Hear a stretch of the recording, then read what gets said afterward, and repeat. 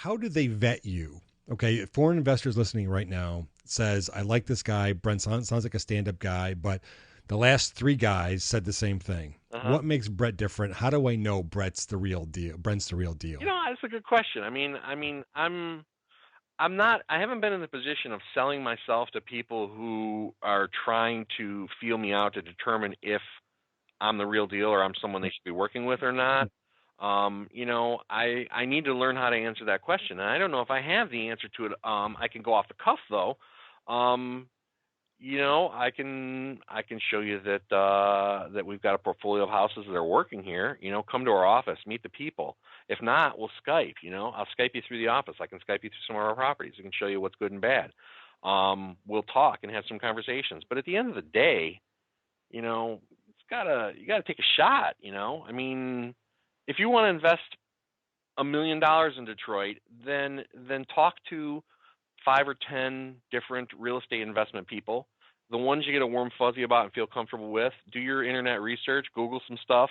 I don't have any bad stuff about me on the internet. Knock on wood, one day at a time here. But if someone does, it doesn't necessarily mean anything. You can Google. You can go to Google Costco and rip off report, and they're going to have 20 different things on there about them. It doesn't mean anything. It just means they're big. But trust your gut instincts. And at the end of the day, you're buying property. You're buying real property, so don't overpay for it. If you don't want to work with me, then hire me as a consultant. Okay, I will work with you on your purchases through other investors and make sure you don't get screwed.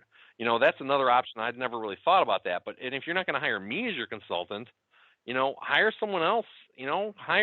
Hire an attorney. They tend to kill deals, but at least get your information about it. I think, Brent, we need to figure out the right answer to this question It is. because, and again, I just I know that you don't have a pat answer for right now, but we need to figure that out because there are some good guys in this space and there are some idiots in this space. I was working with a family of Japanese investors that had half a dozen properties. One of them burned down. The other ones were totally neglected.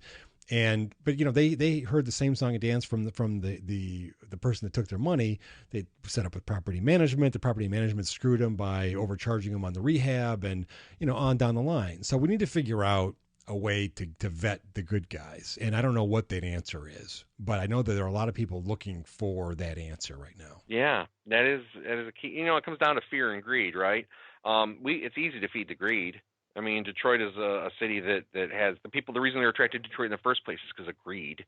Oh, sure. Sure. And that's all fine and good. It's great. There's huge opportunity here, and that's an awesome thing. But that fear question, how do we help the innocent know the good from the bad, and how do we do it in a way that helps them? One of the phrases that I'm most fond of. One of my favorite quotes is from the Tao. Is what is a good man but a bad man's teacher? What is a bad man but a good man's job? How do we, without selling anybody else down the river, how do we paint ourselves as being what we are, which is good people trying to do a good thing in a great city? That's a question. That's the question. Yeah, testimonials, sure. I guess I'll do some research on my own and look around and see what I can come up with, because it's not some magic bullet or some trick. The answer is how do you let someone else do the Vulcan mind meld and look inside your soul and let you know that you're not a bad guy and that they're okay here. Exactly. And that's what it comes down to. And some of the ways I do it are, like I said, you want to do this, you need to invest, and buy a bunch of properties. You're mitigating your risk that way. Well, that's all fine and good. That doesn't change the fact that if I'm a bad guy, how do you prevent yourself from getting screwed? Well, another thing I'd suggest, and this is one of my personal rules, look, if you just inherited a bunch of money, and I made this mistake before with people, I'm not interested in your inheritance. Take that money and do what you want to do with it. Open yourself a business, put it in a CD, but you're not investing with me. I don't want the money. I don't need the money. I'm not interested in the money. I'm not going to do anything with it, because it's just like life savings money or, any of that. I'm not interested in that kind of responsibility. This is a highly volatile, risky environment here. These are,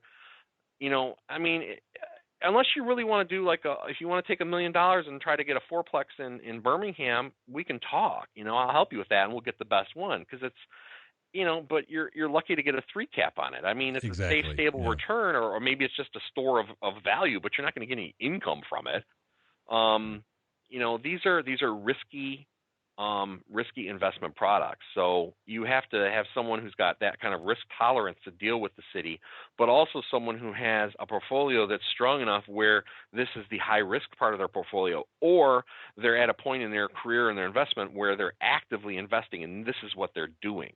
And they're a professional, accredited investor who I don't have to look out for them. They're looking out for their own back, and they don't make those kind of mistakes typically that I've seen.